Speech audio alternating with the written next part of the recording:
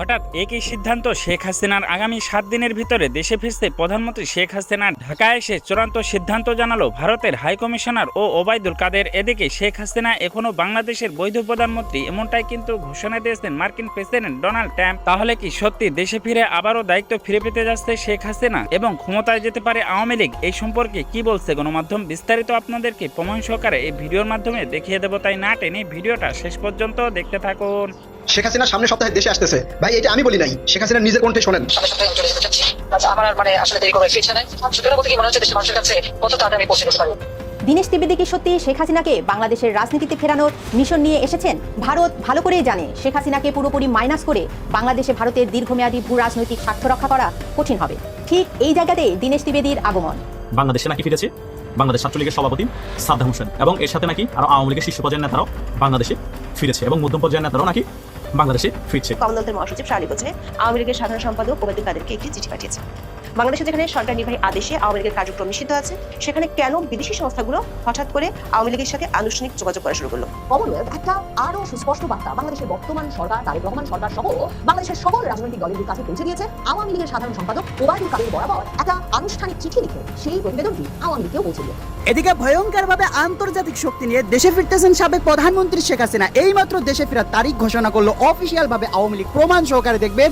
অন্যদিকে Donald Trump কিন্তু কড়া আকারে নির্দেশ দিয়েছে, যেভাবে আওয়ামী লীগ ক্ষমতা পাবে, পিটার হাসের করা বার্তা, যেভাবে ক্ষমতা পাবে এবং দেশে কবে ফিরতেছেন, কিভাবে চাঞ্চল্যকর তথ্য, তা আমরা বিস্তারিত দেখবে। এবং অন্যদিকে বিএনপি এবং জামাত এবং এনসিপি কে কঠিন গণধোলাই দিয়েছে ছাত্রলীগ, প্রমাণ সহকারে দেখবো আজকের প্রতিবেদনে।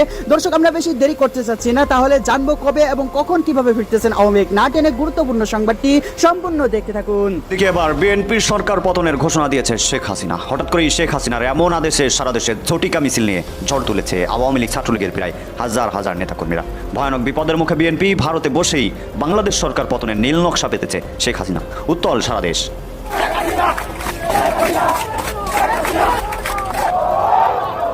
জানিয়ে দেব এইমাত্র পাওয়া হাতে থাকা সর্বশেষ আপডেট সংবাদ। এতক্ষণ শুনছিলেন সংবাদ শিরোনাম, এবার থাকছে বিস্তারিত। প্রিয় দর্শক, ইতিপূর্বে যে ভিডিওর স্ক্রিপ্টগুলো আপনারা দেখে ফেলেছেন, ইতিমধ্যে কিন্তু বুঝে গেছেন যে আজকের এই ভিডিওটা কী সম্পর্কে হতে চলেছে।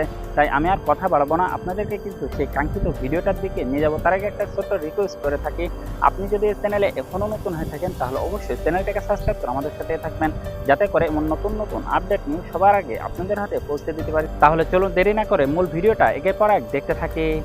ডিজিএফআইয়ের মহাপরিচালক থাকার সুবাদে মেজর জেনারেল হামিদুল হকের সঙ্গে রাজনৈতিক মহল, বিশেষ করে জামায়াতে ইসলামীর একটা অংশের ঘনিষ্ঠ যোগাযোগ ছিল।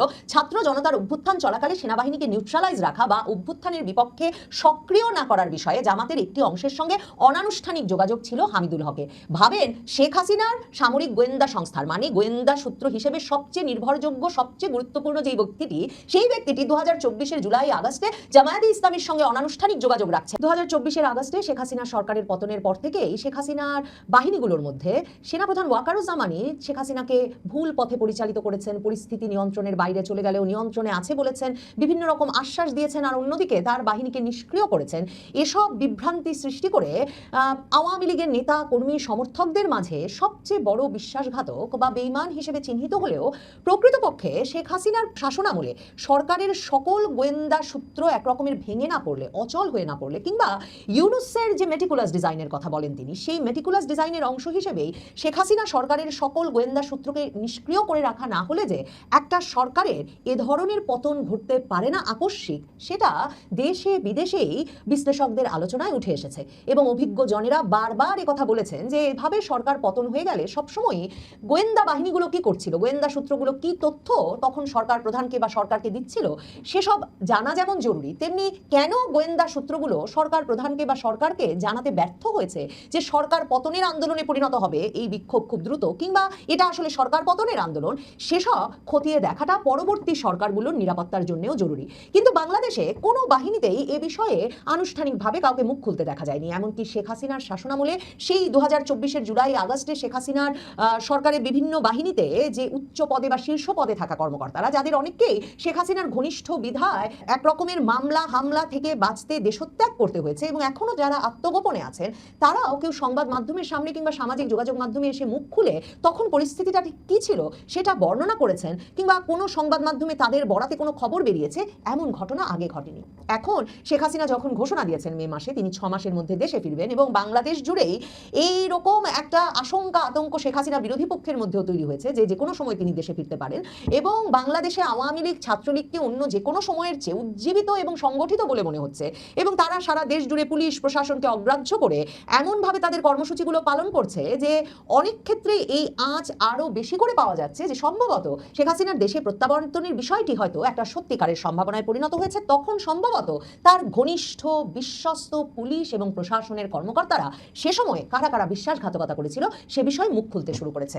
টাইমস অফ বাংলাদেশ একটি সংবাদ করেছে যেখানে তারা বলেছে যে আওয়ামী লীগের পতনের পেছনে ইন্টেল ব্রেকডাউন বা গোয়েন্দা তথ্য পুরোপুরি ভেঙে পড়া বা ঠিক জায়গায় ঠিক গোয়েন্দা তথ্য না পৌঁছানো একটা বড় ভূমিকা রেখেছে, এবং সেই খবরের ভেতরে তারা লিখেছে যে 2024-এ আওয়ামী লীগ সরকারের পতনে যে বড় গোয়েন্দা ব্যর্থতা ছিল সেক্ষেত্রে দেশের নিরাপত্তা ও গোয়েন্দা সংস্থার সঙ্গে সংশ্লিষ্ট একাধিক সূত্রের মতে 2024 সালে আওয়ামী লীগ সরকারের পতনের পেছনে গোয়েন্দা ব্যর্থতা কাজ করেছে, এবং বিভিন্ন গোয়েন্দা সংস্থায় দায়িত্ব পালন করা কর্মকর্তারা জানিয়েছেন সরকার পতনের অনেক আগেই তারা বুঝতে পেরেছিলেন যে ছাত্রদের নেতৃত্বে শুরু হওয়া আন্দোলনটি শুধু সংস্কার দাবিতে সীমাবদ্ধ নেই, বরং ধীরে ধীরে সরকার পতনের দিকে এগুচ্ছে। তাদের ভাষ্য অনুযায়ী গোয়েন্দা সংস্থাগুলো মূল্যায়নও করেছিল, মানে তাদের কাছে খবরও ছিল যে বৈষম্য বিরোধী আন্দোলন একটা গণ অভ্যুত্থানের রূপ নিচ্ছে, কিন্তু এই আশঙ্কার কথা তৎকালীন প্রধানমন্ত্রী শেখ হাসিনাকে কখনো জানানো হয়নি। বরং একজন কর্মকর্তা টাইমস অফ বাংলাদেশের কাছে দাবি করেছেন তাদের ঊর্ধ্বতন কর্মকর্তারা শেখ হাসিনাকে ভুল তথ্য দিয়ে আশ্বস্ত করেছিলেন যে পরিস্থিতি পুরোপুরি নিয়ন্ত্রণে আছে এবং চিন্তার কোনো কারণ নাই। তার মানে সেই ব্যক্তি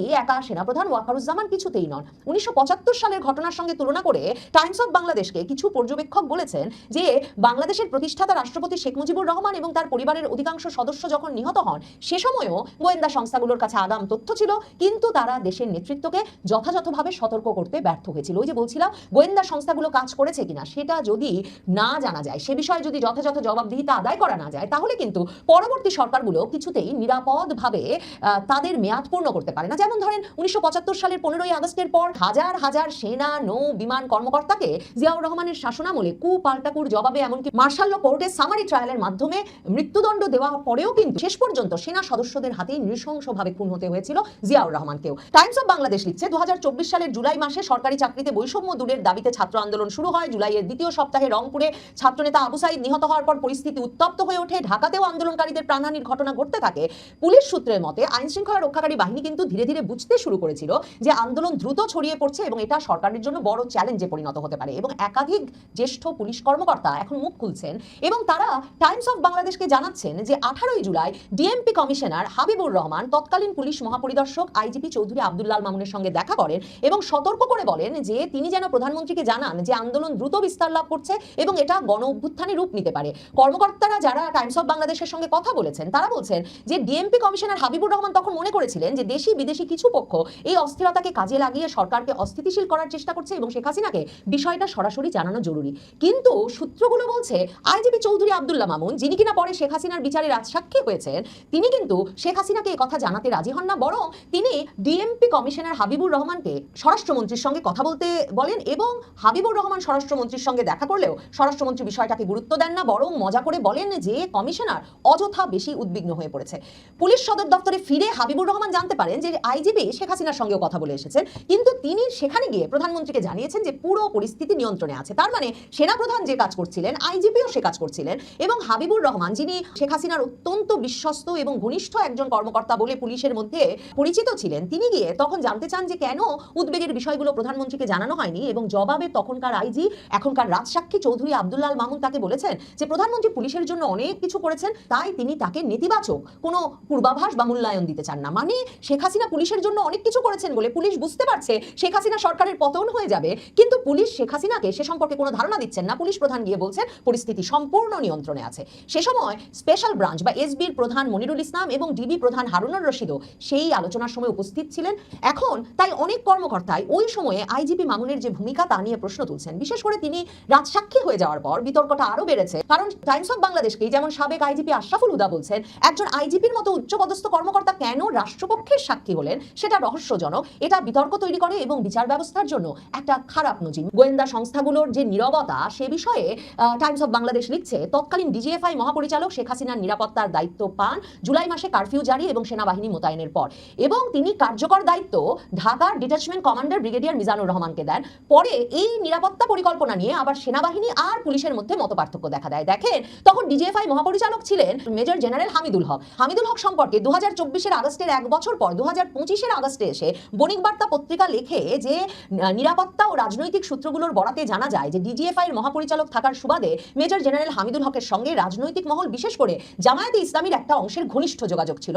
ছাত্র জনতার অভ্যুত্থান চলাকালে সেনাবাহিনীকে নিউট্রালাইজ রাখা বা অভ্যুত্থানের বিপক্ষে সক্রিয় না করার বিষয়ে জামাতের একটি অংশের সঙ্গে অনানুষ্ঠানিক যোগাযোগ ছিল হামিদুল হকের। ভাবেন, শেখ হাসিনার সামরিক গোয়েন্দা সংস্থার মানে গোয়েন্দা সূত্র হিসেবে সবচেয়ে নির্ভরযোগ্য, সবচেয়ে গুরুত্বপূর্ণ যে ব্যক্তিটি, সেই ব্যক্তিটি 2024-এর জুলাই আগস্টে জামায়াতে ইসলামীর সঙ্গে অনানুষ্ঠানিক যোগাযোগ রাখছে একদিকে, অন্যদিকে সেনাবাহিনীকে নিউট্রালাইজ রাখা বা অভ্যুত্থানের বিপক্ষে সক্রিয় না করার বিষয়েও তিনি ওই বাহিনীর ভেতরে কাজ করছেন। সেটা বাংলাদেশের 2024-এর জুলাই আন্দোলনের কট্টর সমর্থক বাংলাদেশের শীর্ষস্থানীয় দৈনিক বণিক বার্তাই লিখছে, এবং বণিক বার্তা লিখছে যে অন্তর্বর্তী সরকারের ঊর্ধ্বতন একজনও এই হামিদুল হককে রাষ্ট্র পুনর্গঠনে সহায়তার অনুরোধ করেছিলেন। কিন্তু মনে রাখতে হবে, শেখ হাসিনার সেই ডিজিএফআই ডিজি জামাত ঘনিষ্ঠ হামিদুল হক তিনিও কিন্তু বাংলাদেশ ছেড়ে চলে যাওয়ার সুযোগ পেয়েছেন। তিনি কোথায় গেলেন? সীমান্ত পাড়ি দিয়ে তাকে কি ভারতে নিয়ে যাওয়া হয়েছে শেখ হাসিনার ঘনিষ্ঠ অন্য জেনারেলদের মতোই, নাকি কিভাবে তিনি তার বিরুদ্ধে অভিযোগ আসতে পারে আয়নাঘর সহ বিভিন্ন ঘটনায় সেটা টের পেয়ে এবং অভিযুক্ত হওয়ার পর দেশ ছাড়ার সুযোগ পেলেন, এখনই বা কোথায় আছেন? সেগুলোও কিন্তু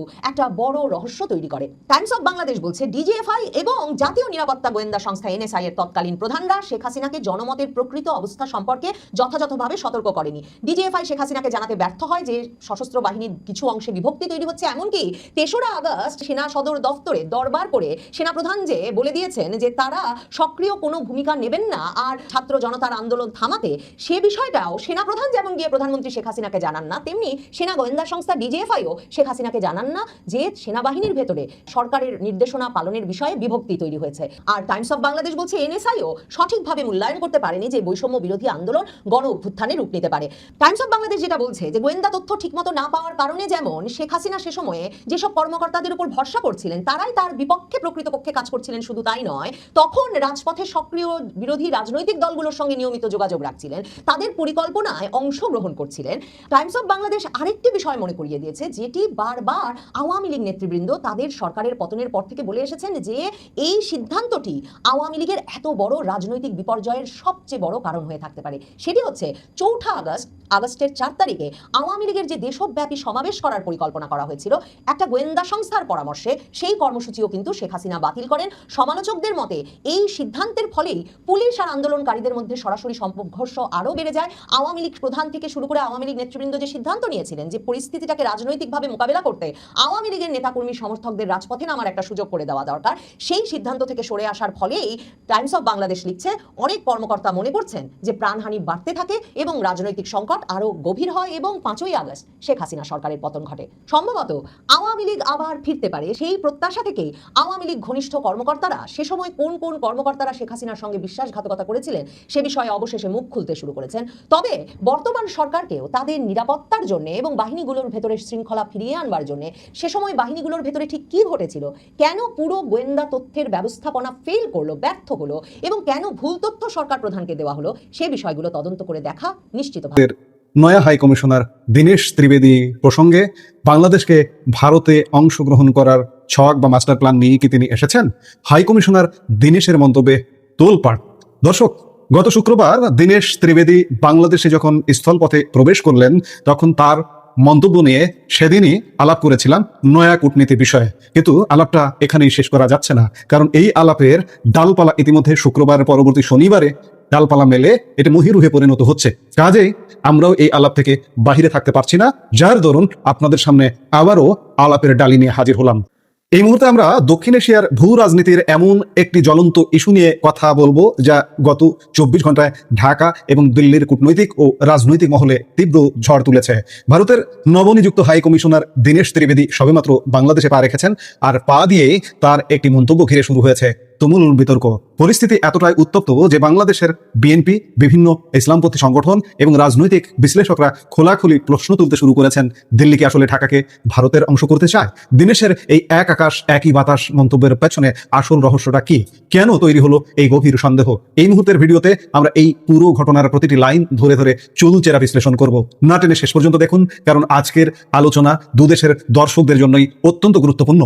ঘটনার সূত্রপাত গত শুক্রবার বাংলাদেশে নতুন হাই কমিশনার হিসেবে দায়িত্ব নিতে সড়ক পথে এসে দেশে পৌঁছান ভারতের বর্ষিয়ান বিজেপি নেতা দীনেশ ত্রিবেদী। বেনাপোল সীমান্তে দাঁড়িয়ে তিনি দুদেশের দ্বিপাক্ষিক সম্পর্ক নিয়ে কথা বলতে গিয়ে কিংবদন্তি শিল্পী ভূপেন হাজারিকার অত্যন্ত জনপ্রিয় একটি গানের লাইন উল্লেখ করেন।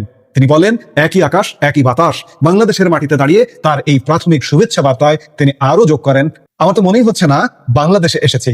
এখানেই শেষ নয়, ত্রিবেদী আরো একটি বড় মন্তব্য করেন। তিনি বলেন, ভারতের 140 কোটি এবং বাংলাদেশের 20 কোটি জনগণ মিলে গেলে বিজ্ঞান, প্রযুক্তি থেকে শুরু করে খেলাধুলা সবকিছুতে এক বিশাল শক্তিতে পরিণত হতে পারে। তিনি স্পষ্ট করে বলেন, একটা শক্তি হলে হবে না, দুই দেশ মিলে যে শক্তি হবে ওইটাই আসল শক্তি। ওই শক্তিটা যেন পুরো পৃথিবী দেখে। ইন্ডিয়া এবং বাংলাদেশে যে ট্যালেন্ট আছে তাদের নিয়ে আগামী প্রজন্ম খেলাধুলা, স্বাস্থ্য, টেকনোলজি সবকিছু নিয়ে কাজ করব। শুনে হয়তো আপাত দৃষ্টিতে এটিকে একটি সাধারণ শুভেচ্ছা বার্তা মনে হতে পারে, কিন্তু বাংলাদেশের রাজনৈতিক ও সামাজিক প্রেক্ষাপটে এই মন্তব্যকে মোটেও সাধারণ হিসেবে দেখা হচ্ছে না। দীনেশ ত্রিবেদীর এই বক্তব্য প্রকাশ হওয়া মাত্রই বাংলাদেশে তোলপাড় শুরু হয়ে গেছে। বিশেষ করে উগ্র ইসলামপন্থী নেতারা খোলাখুলি অভিযোগ করছেন যে ঢাকায় ভারতের নতুন হাই কমিশনার বাংলাদেশে পা দিয়ে কি এই দেশকে ভারতের অংশ করে নেওয়ার সূক্ষ্ম বার্তা দিয়েছেন। তাদের দাবি, এর পেছনে রয়েছে অখণ্ড ভারত গড়ার স্বপ্ন। এই ইসলামপন্থী নেতারা অত্যন্ত কঠোর হুঁশিয়ারি দিয়ে বলছেন, অখণ্ড ভারত গড়ার এই স্বপ্ন তারা চুরমার করে দেবেন। শুধু তাই নয়, তারা উল্টো ভারতকে খণ্ড খণ্ড করার এবং বাংলাদেশকে অক্ষত রাখার হুঙ্কার দিচ্ছেন। সামাজিক যোগাযোগ মাধ্যমে এই বক্তব্যকে বাংলাদেশকে নির্মূল করার বার্তা হিসেবে ব্যাখ্যা করছে একাধিক ব্যক্তি ও সংগঠন। এর ফলে গোটা বাংলাদেশ জুড়ে শুরু হয়েছে বিভিন্ন সভা সমাবেশ, যেখানে ইসলামপন্থী সংগঠনগুলো ভারতের এই তথাকথিত অগ্রাসনের বিরুদ্ধে দেশবাসীকে রুখে দাঁড়ানোর আহ্বান জানাচ্ছে। প্রশ্ন উঠতে পারে, কেন এই মন্তব্যকে অখণ্ড ভারতের সাথে মেলানো হচ্ছে? ওয়াকিবহাল মহলের একাংশের মতে, দীনেশ ত্রিবেদী যেহেতু ভারতের ক্ষমতাসীন দল বিজেপির একজন বর্ষিয়ান নেতা, তাই তার এই বক্তব্যকে ঘিরে ভারত বিরোধিতার সুর চড়ানো আরো সহজ হয়ে গেছে। কারণ বিজেপির আদর্শিক অভিভাবক রাষ্ট্রীয় স্বয়ংসেবক সংস্থা বা RSS দীর্ঘদিন ধরে অখণ্ড ভারত গড়ার সংকল্পে বিশ্বাসী। ফলে বাংলাদেশের উগ্র ইসলামপন্থীদের পক্ষে দুয়ে দুয়ে চার করা খুব সহজ হয়ে গেছে। হেফাজতে ইসলাম বাংলাদেশের যুগ্ম মহাসচিব মামুনুল হক একটি জনসভায় সরাসরি ভারতের হাই কমিশনারকে নিশানা করে বলেছেন, বাংলাদেশ সম্পর্কে ভালো ভালো কথা বলে আসলে আমাদের দেশকে ভারতের অংশ করে নেওয়ার চেষ্টা করা হচ্ছে, যা কোনোভাবেই সফল হতে দেওয়া যাবে না। এ তো গেল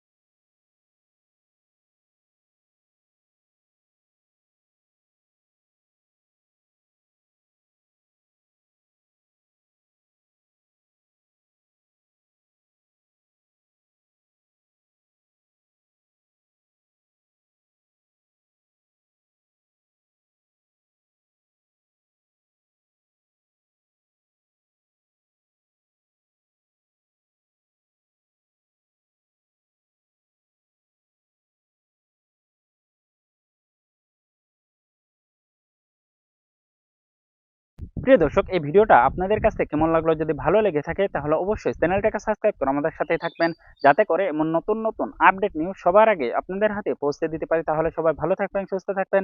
দেখা হচ্ছে পরবর্তী কোনো আপডেট নিউজ নিয়ে।